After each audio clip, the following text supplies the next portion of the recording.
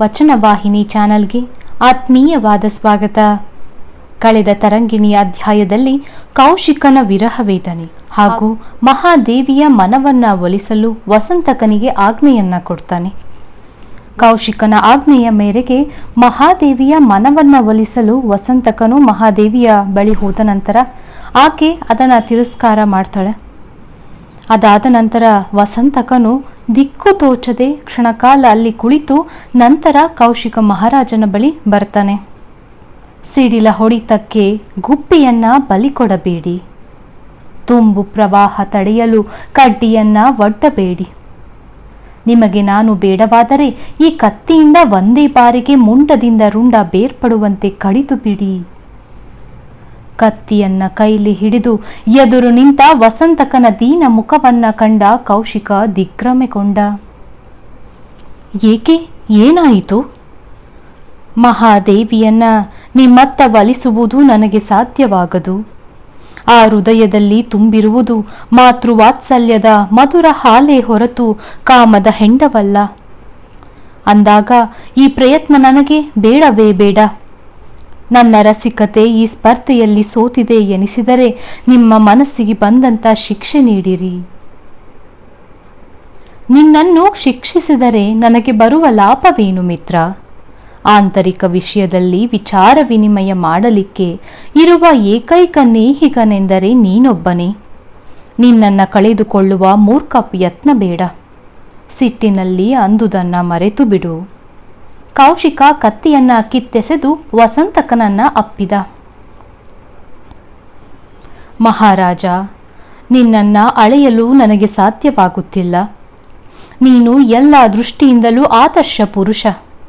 ಆದರೆ ಸ್ತ್ರೀಲೋಲುಪತೆಯಲ್ಲಿ ದೇವಿಗೆಯೊಳಗಣ ಕುಡಿಯಂತೆ, ಸುಂದರ ಮುಖದ ಮೇಲಣ ಮೊಡವೆಯಂತೆ ನಿನಗೆ ಕಳಂಕಯುಕ್ತವಾಗಿದೆ. ಅದೊಂದನ್ನ ಗೆದ್ದರೆ. ವಸಂತಕ, ನಿನಗೆಲ್ಲ ಅವಳ ವಿರಕ್ತಿಯ ನೆರಳು ಬಿದ್ದಂತೆ ತೋರುತ್ತದೆ. ಹಲವು ಅರಸಿಯರ ಒಡೆಯರಾಗಿರುವುದು ರಾಜರಿಗೆ ಶೋಭಾಯಮಾನ. ಆಗ ವಸಂತಕ ಹೇಳ್ತಾನೆ, ಇದು ಅವಿವೇಕದ ನಂಬಿಕೆ. ವಿವಾಹವು ಸಂಯಮ ಜೀವನದ ಮತ್ತೊಂದು ಮುಖ. ಏಕಪತ್ನಿ ವ್ರತಸ್ಥನಾದರೆ ಬಹು ದೊಡ್ಡ ಗೌರವ ನಿಮಗೆ ಕಾದಿರುವುದು. ನಿನ್ನ ಹೃದಯವು ನಿಜಕ್ಕೂ ಚಂದ, ಸ್ನೇಹ ಪ್ರೇಮಗಳ ಸಂಗಮ. ಆದರೆ ಇವುಗಳೊಡನೆ ನೆಲೆಸಿರುವಂತಹ ಮನೋ ದೌರ್ಬಲ್ಯ ಒಂದೇ ಬಹು ಕಳಂಕಯುಕ್ತ. ಈಚಲ ಗಿಡದಿಂದ ಬರುವ ನೀರ ಬಹು ರುಚಿಕರ ಅಲ್ಲವೇ, ಆರೋಗ್ಯಕರ ಮದ್ದು. ಆದರೆ ಅದನ್ನ ಹುಳಿಯಾಗಿಸಿ ಹೆಂಡ ಮಾಡಿದಾಗ ಅದೇ ಹೇಯ ಮತ್ತು ಬರಿಸುವ ಕ್ಷುದ್ರ ವಸ್ತು. ನೀರವನ್ನ ಉತ್ತಮರು ಕುಡಿಯುತ್ತಾರೆ, ಹೆಂಡವನ್ನ ದುರ್ಬಲರಷ್ಟೇ ಕುಡಿಯುತ್ತಾರೆ. ಹಾಗೆ ನಿನ್ನ ಹೃದಯವು ನಿಷ್ಕಲ್ಮಶ ವಾತ್ಸಲ್ಯದ ತವರಾದರೆ ಆ ತಾಯಿಯು ಖಂಡಿತ ಸ್ವೀಕರಿಸುವಳು. ಯಾವಾಗ ಅದು ವಿಕೃತಗೊಂಡು ಕಾಮದ ಹೆಂಡವಾಗುವುದೋ ಆ ಸಾಧ್ವಿ ಕಣ್ಣಿತ್ತಿಯೂ ನೋಡಳು. ಆಗ ಕೌಶಿಕ ಹೇಳ್ತಾನೆ, ಸಾಕು ಸಾಕು ನಿನ್ನ ಪುರಾಣ ವೈರಾಗ್ಯ. ಅವಳ ಸಾಮೀಪ್ಯ ಸುಖವಿಲ್ಲದೆ ನಾನು ಬದುಕಲಾರೆ. ಹೀಗೆ ಮಾಡಬಹುದು. ಅವಳು ಧಾರ್ಮಿಕತೆಯ ಗೊಡ್ಡು. ಅವಳ ಹಾದಿಯಲ್ಲಿ ಹೋಗಿ ಮನವೊಲಿಸುವ ಉಪಾಯವನ್ನ ಮಾಡೋಣ. ಗೋಕರ್ಣ ಕ್ಷೇತ್ರ ಯಾತ್ರೆಗೆ ಹೋಗೋಣ. ನನಗೆ ಬೇಡವಾದರೂ ಅವಳಿಗಾಗಿ ಹೋಗಿ ನಾನು ಪೂಜೆ ಮಾಡಿಸಿ ತಲೆಬಾಗುವೆ. ನನ್ನ ಧಾರ್ಮಿಕಾಸಕ್ತಿಯಿಂದ ಅವಳು ಖಂಡಿತ ತೃಪ್ತಿಗೊಳ್ಳುವಳು. ಪ್ರಯತ್ನಿಸಬಹುದು, ವಸಂತಕ ಹೇಳಿದ. ನಡೆ, ಸಂಜೆಗೆ ಹೋಗೋಣ. ಈರುಳಿನ 2ನೇ ಜಾವದ ಬಳಿಕ ಬೇರೆ ಯಾರ ಮುಖ ದರ್ಶನವನ್ನ ಮಾಡಲು ಬೇಗ ಹೋಗುವುದು ಒಳ್ಳಿತು. ಹಿಂದಿನ ರಾತ್ರಿಯ ಕಹಿ ಪ್ರಸಂಗವನ್ನ ಬಿಸಿ ಹಾಲು ಕುಡಿಯ ಹೋಗಿ ಬಾಯಿ ಸುಟ್ಟುಕೊಂಡ ಬೆಕ್ಕಿನಂತೆ ಜ್ಞಾಪಿಸಿಕೊಂಡ.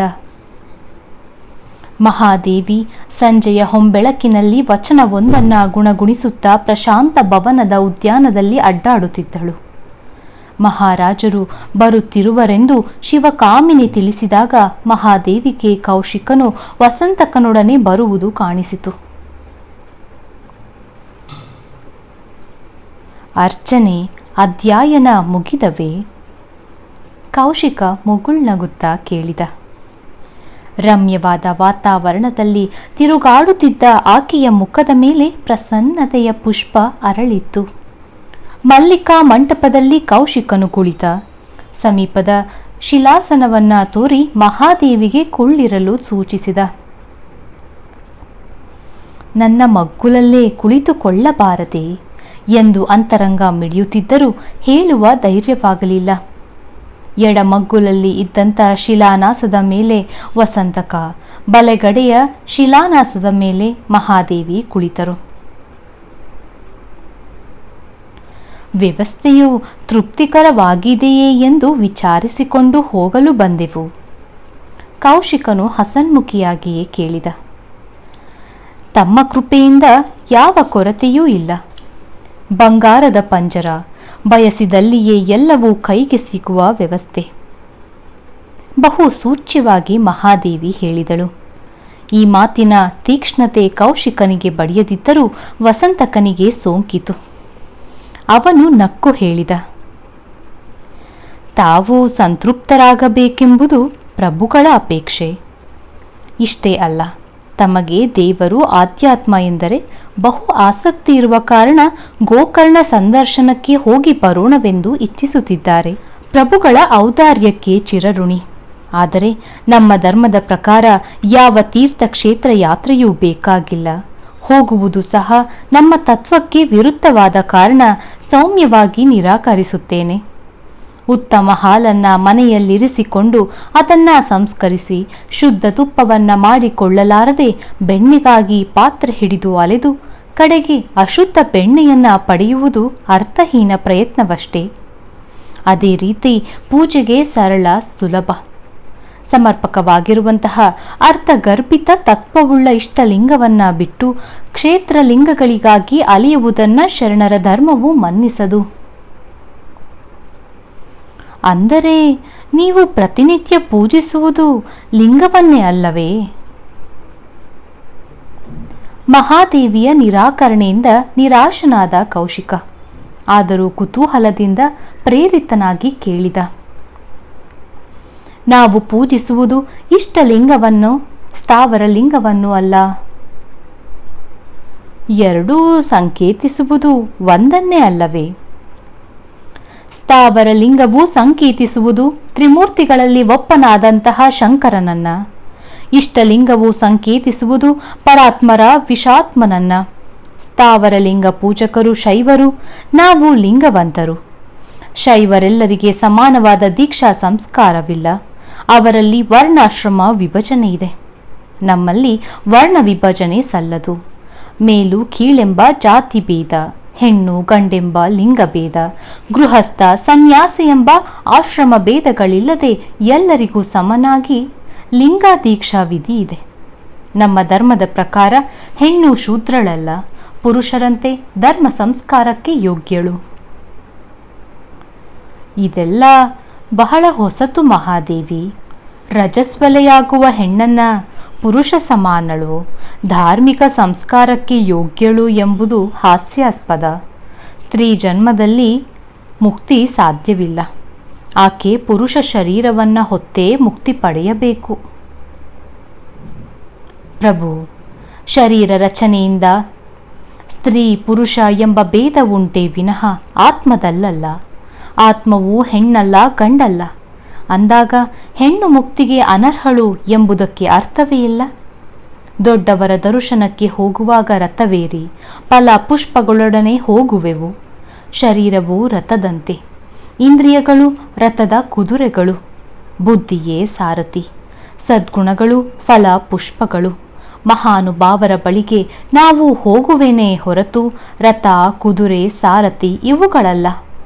ಹಾಗೆಯೇ ಶರೀರ, ಇಂದ್ರಿಯಗಳು, ಬುದ್ಧಿ ಎಲ್ಲವೂ ಒಂದೊಂದು ಹಂತದಲ್ಲಿ ನಿಲ್ಲುವವು. ಆತ್ಮವಷ್ಟೇ ಪರಮಾತ್ಮನೊಡನೆ ಸಂಗಮಿಸುವುದು. ಹೆಣ್ಣಿನ ಶರೀರ, ಗಂಡಿನ ಶರೀರದ ಭೇದಗಳು ಈ ಮುಕ್ತಿಗೆ ಬಾಧಕವಾಗವು.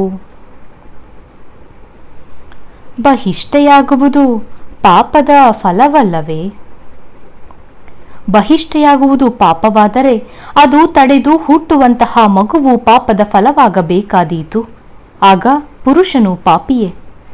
ಸ್ತ್ರೀ ಪುರುಷರಿಬ್ಬರೂ ಪಾಪದ ಫಲವಾದರೆ ಮನುಷ್ಯ ಜನ್ಮವೇ ಪಾಪಮಯ ಎಂದಾದೀತು. ಇಂತಹ ಮೂರ್ಖತನಕ್ಕಿಂತ ದೊಡ್ಡದು ಬೇರಿಲ್ಲ. ಮಾನವ ಜನ್ಮ ಶಿವನಿತ್ತ ಪ್ರಸಾದ. ಅದನ್ನ ಸುಸಂಸ್ಕರಿಸುವುದು ಕುಸಂಸ್ಕರಿಸುವುದು ಎರಡೂ ನಮ್ಮ ಕೈಲಿದೆ. ಅಂದಾಗ ಇಂತಹ ಪವಿತ್ರ ಜನ್ಮವನ್ನ ನೀಡುವ ಜನನಿಯನ್ನ ಪಾಪ ಯೋನಿಜಗಳೆನ್ನಬಹುದೇ? ಹೆಣ್ಣು ಮನುಕುಲದ ಕಣ್ಣು. ದೇವಿ, ನಾವು ಮಾತನ್ನ ಆರಂಭಿಸಿದ್ದು ಗೋಕರ್ಣ ಪ್ರವಾಸದೊಡನೆ. ಆದರೀಗ ಕಾಲಹರಣ ಮಾಡುತ್ತಿರುವುದು ಗೊಡ್ಡು ತತ್ವಜ್ಞಾನದಲ್ಲಿ. ಹಲವಾರು ಧರ್ಮಶಾಸ್ತ್ರಗಳು ಆಚರಣೆಗಳು ಘಂಟಾಘೋಷವಾಗಿ ಹೇಳುತ್ತವೆ.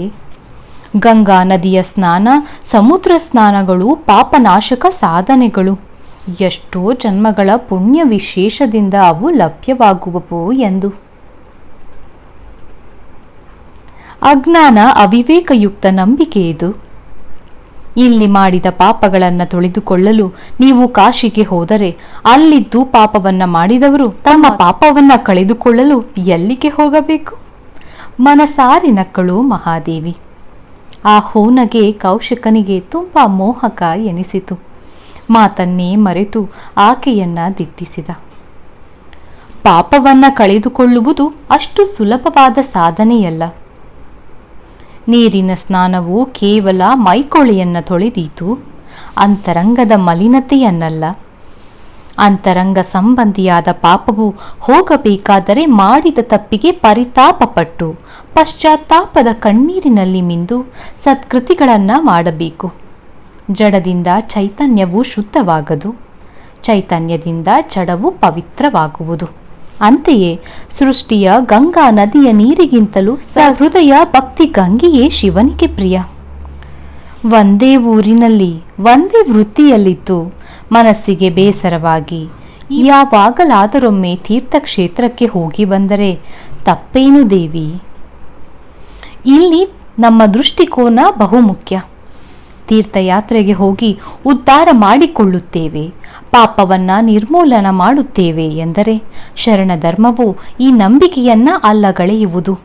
ರಸಪ್ರಜ್ಞೆಯ ದೃಷ್ಟಿಯಿಂದ ಪ್ರಕೃತಿ ಸೌಂದರ್ಯವನ್ನ ಇಂಟಲು, ನಿಸರ್ಗದ ಮಡಿಲಿನಲ್ಲಿ ಧ್ಯಾನಿಸಿ ಮನಸ್ಸಿನ ನೆಮ್ಮದಿಯನ್ನ ಪಡೆಯಲು, ಒತ್ತಡದ ಬದುಕಿನ ಉದ್ವೇಗವನ್ನ ಸಡಿಲಿಸಲು, ಏಕಮುಖ ಜೀವನದ ಬೇಸರವನ್ನ ತೊಡೆಯಲು ರಮ್ಯ ತಾಣಗಳಿಗೆ ಹೋದರೆ ತಪ್ಪಾಗದು.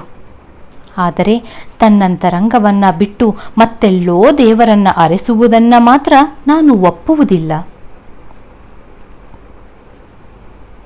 ಬಹಳ ಪ್ರಗತಿಪರ ವಿಚಾರ ಅಲ್ಲವೇ ವಸಂತಕ? ನನ್ನಂತಹ ಶುದ್ಧ ನಾಸ್ತಿಕನ ನಂಬುಗೆಗಳನ್ನ ಸಹ ಈ ವಿಚಾರಧಾರೆಯು ಅಲುಗಾಡಿಸುತ್ತಿದೆ, ಆಕರ್ಷಿಸುತ್ತಿದೆ. ಮುಖಸ್ತುತಿ ಮಾಡಿ ಮನವೊಲಿಸಿಕೊಳ್ಳುವ ಪ್ರಯತ್ನ ಮಾಡಿದ ಕೌಶಿಕ. ಗೋಕರ್ಣ ಯಾತ್ರೆಯ ನಿರಾಕರಣೆಯಿಂದ ಕೌಶಿಕ ನಿರಾಶನಾಗಿದ್ದ. ಕತ್ತಲೆಯಲ್ಲೊಂದು ಮಿಣುಕು ಪ್ರಕಾಶವನ್ನ ಕಂಡಂತೆ ಹೊಸ ಉಪಾಯ ಒಂದು ಹೊಳೆಯಿತು. ಸಂದರ್ಭ ಬಹು ಸೂಕ್ತವಿದೆ ಎಂದು ಭಾವಿಸಿ ಕೇಳಿದ. ಹಾಗಿದ್ದರೆ ಮಹಾದೇವಿ, ಇಲ್ಲಿಗೆ 10 ಹರದಾರಿ ದೂರದಲ್ಲಿ ಬನವಾಸಿಯಿಂದ ಸ್ವಲ್ಪ ಆಚೆಗೆ ದಟ್ಟಾರಣ್ಯವಿದೆ. ವರದಾ ನದಿಯ ದಂಡೆ ಬಹಳಷ್ಟು ರಮಣೀಯ. ಆಗಾಗ ನಾವುಗಳು ಅಲ್ಲಿಗೆ ಹೋಗುವ ಪರಿಪಾಠ ಉಂಟು. ನೀನು ಒಪ್ಪಿದರೆ ಹೋಗೋಣವಂತೆ. ಮಹಾದೇವಿ ಆಲೋಚಿಸತೊಡಗಿದಳು. ಆ ಅರಣ್ಯ ತುಂಬಾ ಸುಂದರ. ಬೆಳ್ದಿಂಗಳ ಬೆಳಗಿನಲ್ಲಿ ಆನೆಗಳು ನೀರಾಟವಾಡುವ ಪರಿಯನ್ನ ನೋಡಬೇಕು. ಪ್ರಕೃತಿ ಮಾತೆಯ ಶೃಂಗಾರ ಕೋಣೆಯಂತಿದೆ ಆ ತಾಣ. ವೃಕ್ಷಗಳ ಕಾಡು ನರಪ್ರಾಣಿಗಳು ವಾಸಿಸುವ ನಗರದ ಕಾಡುಗಳಿಗಿಂತ 1000 ಪಟ್ಟು ಲೇಸು. ಮಾರ್ಮಿಕವಾಗಿ ಮಹಾದೇವಿ ಹೇಳಿದಳು. ನೀನು ಅಂತಹ ಪ್ರಕೃತಿ ಸೌಂದರ್ಯ ನೋಡಿದ್ದೇ ಆದರೆ ಅದೆಷ್ಟು ಕವನಗಳನ್ನ ಕಟ್ಟುವೆಯೋ? ಆಸೆಯನ್ನ ಪ್ರಚೋದಿಸುವ ಬಗೆಯಲ್ಲಿ ಹೇಳಿದ. ಪ್ರಭು, ತಾವು ಬಣ್ಣಿಸಿದ ಮೇಲೆ ನೋಡುವ ಅವಶ್ಯಕತೆ ಇಲ್ಲವೆನಿಸುತ್ತದೆ, ಮುಗುಳ್ನಕ್ಕೂ ಅಂದಳು. ಶಬ್ದ ಪರಿಣಾಮಕ್ಕಿಂತ ದೃಶ್ಯ ಪ್ರಮಾಣ ಹೆಚ್ಚಿನದಲ್ಲವೇ? ಅಲ್ಲದೆ ಮಾರ್ಗದಲ್ಲಿ ಬನವಾಸಿಯನ್ನ, ಬಯಸಿದರೆ ಬಳ್ಳಿಕಾವೆಯನ್ನು ನೋಡಬಹುದು. ಮಹಾದೇವಿಯ ಕಿವಿ ನಿಮಿರಿ ಹೃದಯವೂ ಅರಳಿತು. ವೈರಾಗ್ಯಮೂರ್ತಿ ಪ್ರಭುದೇವನಿಗೆ ಜನ್ಮವಿತ್ತ ಬಳ್ಳಿ ಕಾವ್ಯನ್ನ ತನ್ನ ಮೋಹಪಾಶ ಬೀಸಿ ಪರಮಾರ್ಥ ಪಥದಲ್ಲಿ ಕಂಟಕ ಒಡ್ಡಲು ಪ್ರಯತ್ನಿಸಿ ಸೋತು ಹೋದ ರಾಜಕುಮಾರಿ ಮಾಯಾದೇವಿಯ ರಾಜಧಾನಿ ಬನವಾಸಿಯನ್ನ ನೋಡುವ ಹಂಬಲ ತುಂಬಿ ಬಂದಿತು. ಸೂಕ್ತ ಅವಕಾಶ ಸಿಕ್ಕರೆ ದಟ್ಟಾರಣ್ಯದಲ್ಲಿ ತಪ್ಪಿಸಿಕೊಂಡು ಪಾರಾಗುವುದು ಸಾಧ್ಯವಾಗಬಹುದು ಎಂಬ ದೂರದ ಆಸೆಯು ಚಿಗುರುಡಿದು ಸ್ಫೂರ್ತಿ ಬಂದಿತು. ಅಗತ್ಯವಾಗಿ ಬರುವೆ ಎಂದಾಕೆ ಉತ್ಸಾಹದಿಂದ ಹೇಳಿದಾಗ ಕೌಶಿಕ ಸುಪ್ರೀತನಾದ. ತನ್ನನ್ನ ಸಂತೋಷಪಡಿಸಲು ಹಿಂದೆ ಮುಂದೆ ನೋಡದೆ ಪ್ರವಾಸಕ್ಕೆ ಹೊರಟ ಆಕೆಯ ಮನ ತನ್ನತ್ತ ಹರಿದಿದೆ. ಅದನ್ನ ಪಯಣದ ಸುಸಂದರ್ಭದಲ್ಲಿ ಇನ್ನಷ್ಟು ಸಮೀಪಕ್ಕೆ ತೆಗೆದುಕೊಳ್ಳಬೇಕೆಂದು ನಿಶ್ಚಯಿಸಿ ರೆಕ್ಕೆ ಬಂದ ಹಕ್ಕಿಯಂತೆ ಉತ್ಸಾಹಿತನಾಗಿ ಪ್ರವಾಸದ ಸಿದ್ಧತೆಗೆ ಆಜ್ಞಾಪಿಸಲು ವಸಂತಕನನ್ನ ಕರೆದುಕೊಂಡು ನಡೆದ. ಶರಣರೇ, ಇಂದಿನ ಪಾಡ್ಕಾಸ್ಟ್ನಲ್ಲಿ ನೀವು ತಿಳಿದಂತೆ ಅಕ್ಕ ಮಹಾದೇವಿಯು ಬನವಾಸಿ ಹಾಗೂ ಬಳ್ಳಿಗಾವಿ ವರದಾ ನದಿಯನ್ನ ನೋಡಲು ಪ್ರವಾಸಕ್ಕೆ ಒಪ್ಪಿಕೊಳ್ತಾಳೆ. ಮುಂದಿನ ಪಾಡ್ಕಾಸ್ಟ್ನಲ್ಲಿ ಪ್ರವಾಸವು ಯಾವ ರೀತಿಯಲ್ಲಿ ನಡೆಯುತ್ತದೆ ಎಂಬುದನ್ನು ತಿಳಿಯೋಣ. ಶರಣು ಶರಣಾರ್ಥಿಗಳು.